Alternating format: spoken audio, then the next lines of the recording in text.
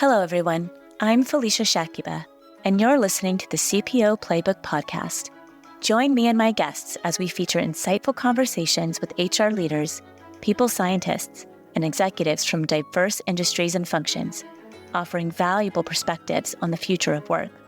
Discover a unique outlook on navigating the complexities of the modern-day working world, exploring innovative strategies in talent management and corporate culture from the Chief People Officer's perspective. Tune in to stay ahead of the game when it comes to all things people-related.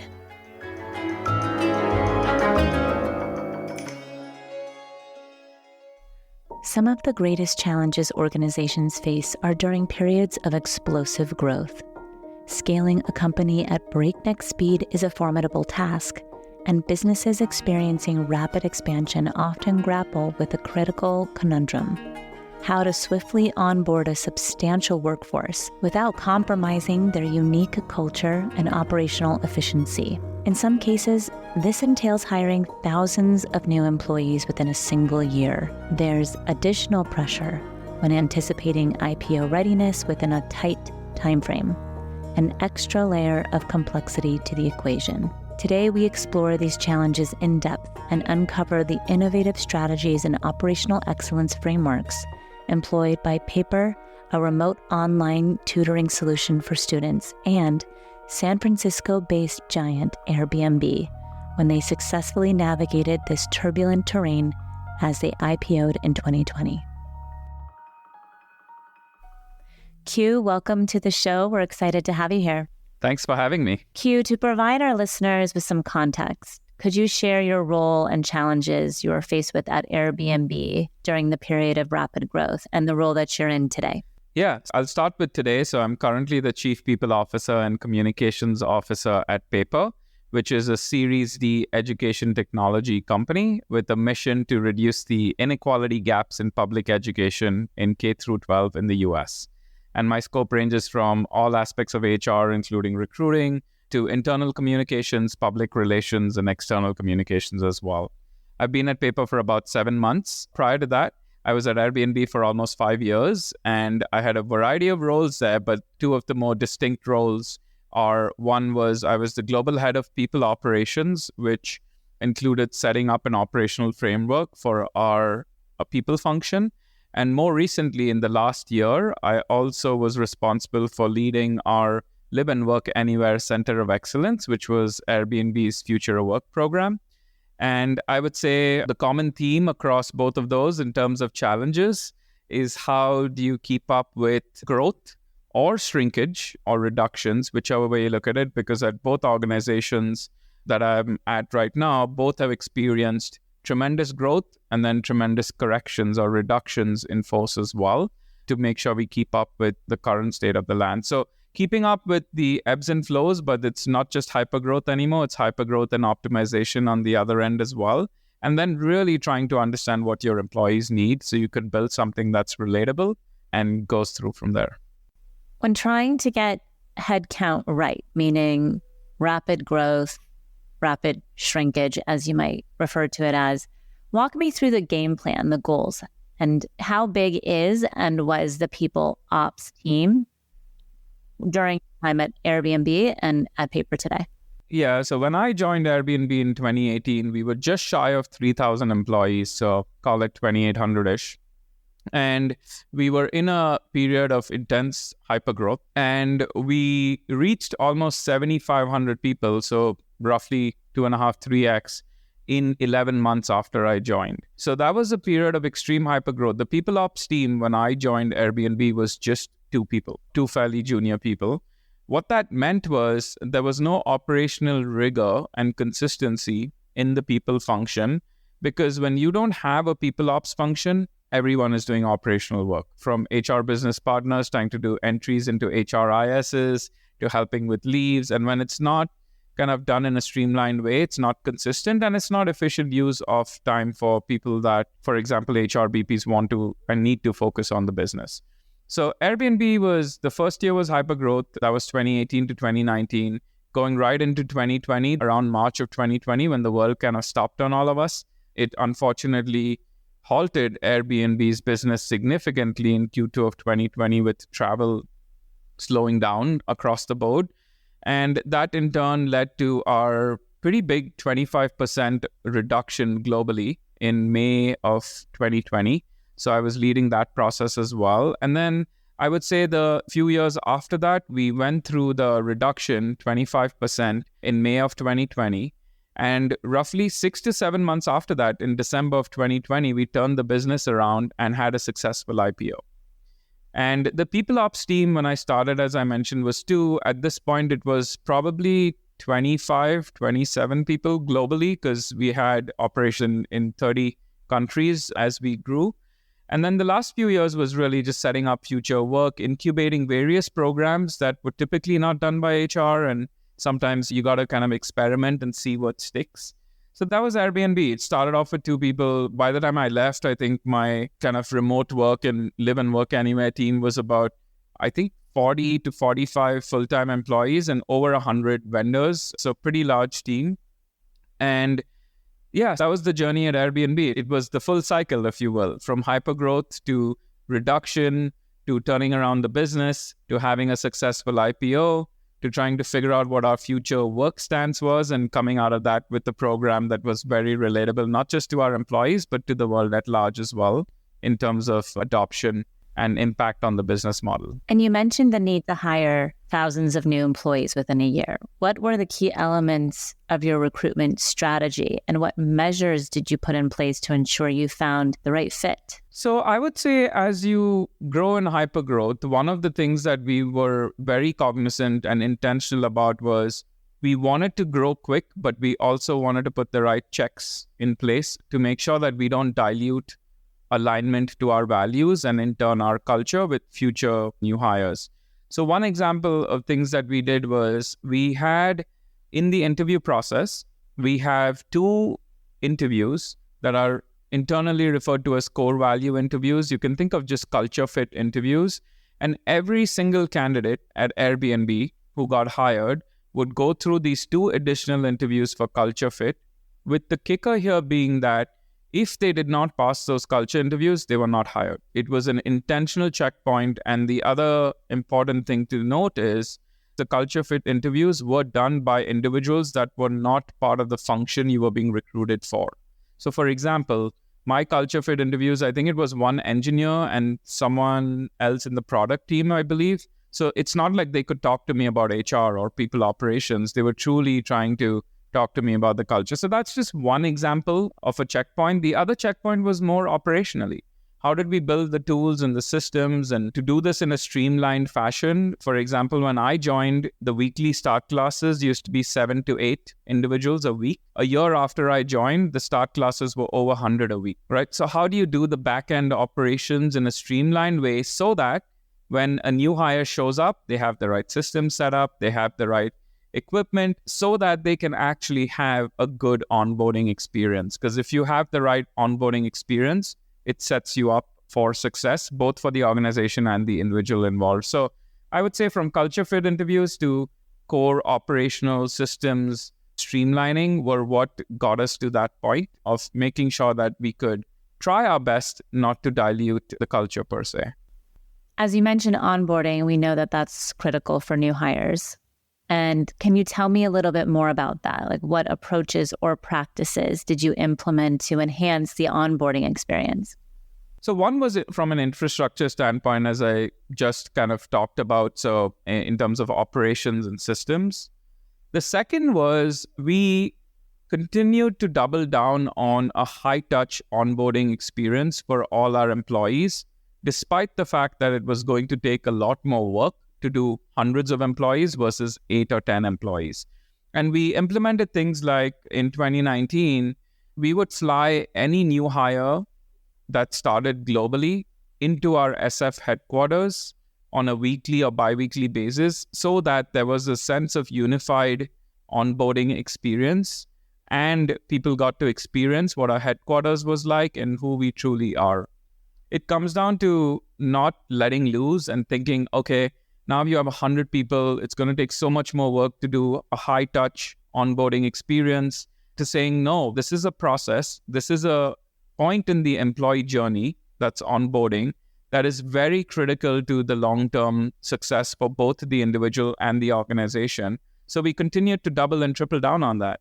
And that's how we were able to balance the orchestration of infrastructural support to make sure when people showed up, they had what they needed, and then balance that with the true onboarding, or as we referred to it at Airbnb as our check-in experience, which was a week long. So everyone went through that whole week. No matter what level you were, you had to go through it. It was kind of in similar vein of the culture interviews in the sense where everyone had to do it and everyone would come down for that. And so the check-in would be being able to be at headquarters once or twice a week for the first week? No, the check-in would be a full week of your first week at HQ. And it was very intentionally programmed to have things like context for each of your different functional leaders would share what's top of mind or what are the priorities. It included things like, I remember when I started, our entire class went to the food bank in SF and packed fruits for the food bank. It was very individually programmed to make sure that the individual had a sense of where the business was, but then also the culture fit. And we did sprinkle moments. For example, there were 1 or 2 hours in the back half of the week in a day where they could connect with their team, be it virtually. So they had space to also do team level connection, but it was a full week of onboarding check-in. I love how intentional those pieces are, and to get the values right from the start. I think that's really important for the longevity of someone's time at any company. I think that's really great. The data metrics must play a significant role in tracking progress. So could you share specific KPIs or metrics that are instrumental in managing growth effectively? Yeah, so I think there are a couple different metrics to track. One for us was we started tracking what were the error rates in our new hire process. What I mean by that, from the time a candidate would sign an offer to the time the candidate was onboarded in our systems, because there were 2 different systems, which is fairly common from a recruiting system standpoint and a core HRIS standpoint, we would have a bunch of errors that we historically, when I joined, if there were errors, they were just going into a black hole, and you would find out about the errors when the employee was about to show up to work for their first day and they were not on the list, for example, right? And then we would scramble to do it. So we started tracking and putting in tools and processes like reports and such to track our error rate. And we really pushed for like almost 99.9% no error success rate. We did achieve that. Occasionally there were misfires in terms of the integrations and stuff. So I would say on the candidate side, it's the error rate of the handshake from recruiting to the onboarding side and tracking that to make sure that we are making progress. On the kind of core operational front, I think a lot of SLAs that we put in place, we didn't really focus on SLAs as much in the first year because I was really focused on building the foundation. What I mean by that is the way our people operations team or the way people were being serviced from a service delivery standpoint before I joined was we had email aliases for people to reach out to. When you have 3,000 people and you have 10 different email aliases that they need to email, it ended up just becoming into kind of an email party, for lack of better words, right? Where you ask a question, someone else gets tagged in, it keeps going on and on.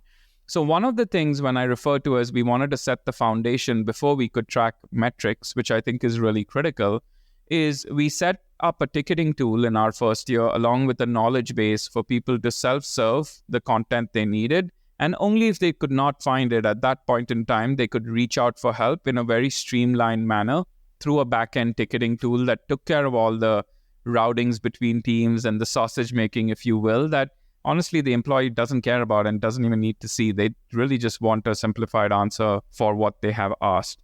So once we set the foundation, the metrics we tracked was holding ourselves to SLAs in terms of responses to the tickets. One of my initial learnings in my career was really focusing too early on resolution times versus response times, because the nature of people issues sometimes they are complex and you need to peel into it. So it's hard to say we're going to close or resolve every single query or request in 24 hours versus we can commit to responding and making sure we are understanding what's needed. So service delivery metrics in terms of resolutions, how many routings are these going through just to get an answer.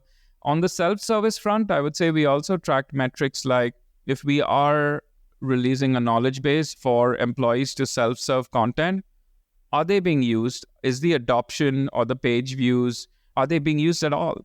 And tying that really to the overall service delivery metrics. So for example, if you have a lot of tickets about a particular topic, let's just pick something, example, retirement savings. There's a lot of tickets that are coming in, and we're seeing that in our metrics when we look at ticket by various categories. Sometimes the answer may be that we're getting a lot of volume of these same questions for this example, retirement savings, because we don't have any self-service content. Or sometimes the solution could be, or the reality could be, that we have content out there, but it's not tagged, so people can't find it. They don't even know it really exists. So really understanding the correlation between your metrics in the people space, be it from service delivery of back-end ticketing to front-end self-service, is really critical. So we had metrics across the board, but I do lead with trying to figure out why are we even coming up with metrics? What will the metrics drive in terms of behaviors?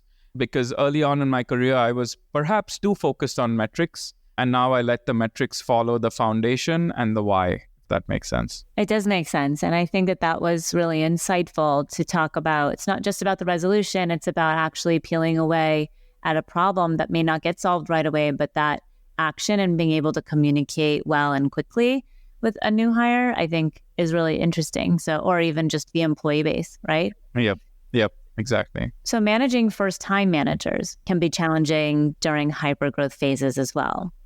Yep. How did you ensure these individuals were equipped to lead effectively within the organization? So I would say for managing first-time employees is a challenge in hypergrowth and ongoing, right? It's just the nature of being in a startup environment or a growth environment. I would say we tackled this on a couple dimensions. One was having learning programs to help first, especially anyone who was moving into a people manager role would go through kind of the manager effectiveness course that we would call it. And pre-pandemic, these were in person. So we were making sure that people were engaged, they were focused. Post-pandemic, obviously it moved to a virtual environment. But the highlight here is to help with manager effectiveness. There are, let's just call it training programs. There's training resources. And I think most importantly, it's how leaders led by example, right? So if I had an individual, let's say that got promoted on my team to a manager for being there for the first time, it was how did I help them as their manager set guidelines, things like, what is your cadence of, are you doing one-on-ones with your team? Are you checking in on career conversations? Are you making sure that you are involved at the right level? So I would say aside from training programs, which are kind of table stakes in some ways, it's really how the leaders and the managers of the managers led by example. So for example, if I told my newly appointed manager that you should be doing one-on-ones and I never did it with them, it does not really stick, right? So I think leading by example, so managers, I guess in this example, would be the key to success. And then also recognizing where they might need support, not just from an initial training perspective to set the baseline and leading by example, but also some first-time managers may struggle. We all have. I did when I was a first-time manager, trying to understand what works well for me to stay abreast to all the things that are happening. So understanding where they might need help and supporting them on that. It could be talking to another manager and getting different perspectives on what works well for productivity for themselves as a manager, because there's no one-size-fits-all, to maybe recommending training or conferences to go to network with like-minded peers so they can share how different people are driving manager effectiveness in a different way. So I think there's a few dimensions and we did all of them. And it's the same thing as at Paper as well. It's really driving into how do we lead by example? How do we provide the training mechanisms, but then also how do we provide ongoing support? Because really how you manage performance of your managers as a manager can feed into manager effectiveness as well. 100%. I think when you think about leading in all aspects of the business, yep, the C-suite is always the biggest impact. It's like if you want your new managers to be successful, start at the top. So looking back on your experiences, what piece of advice would you give to leaders or organizations currently grappling with the challenges of rapid growth? I would say the one piece of advice I would give leaders and organizations is really understanding what their employees want and marrying that up with what the business needs. Because the true magic really happens when you can align both of those together so that you can continue to evolve and grow as a business and help employees get there.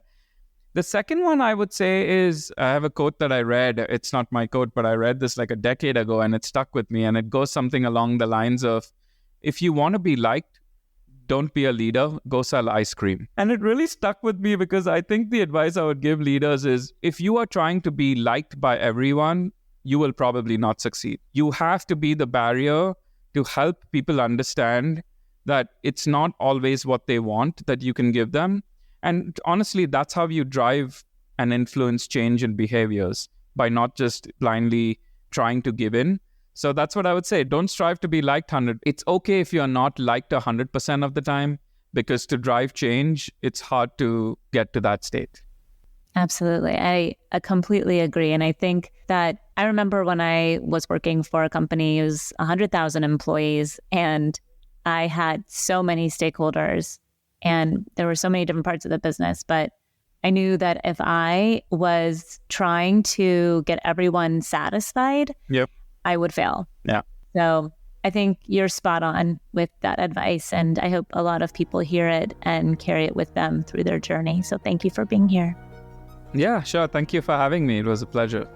That's Q Hamirani, Chief People and Communications Officer at Paper and former Global Head of People Operations at Airbnb.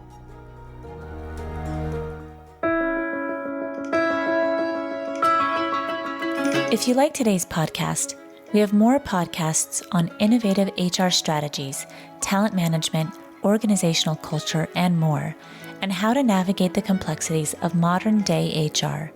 Find them at cpoplaybook.com/podcasts or search CPO Playbook on Apple Podcasts, Spotify, or wherever you listen. Thanks for listening to the CPO Playbook podcast. We'll be back with a new episode next time. I'm Felicia Shakiba. If you love CPO Playbook, the best thing you can do to support us is become a subscriber. You can do that at cpoplaybook.com/podcast. That's cpoplaybook.com/podcast. If there's an episode you loved, please share it with a friend. And if you have an idea you would like us to talk about or a guest you'd like to nominate, visit cpoplaybook.com/contact us to suggest an idea.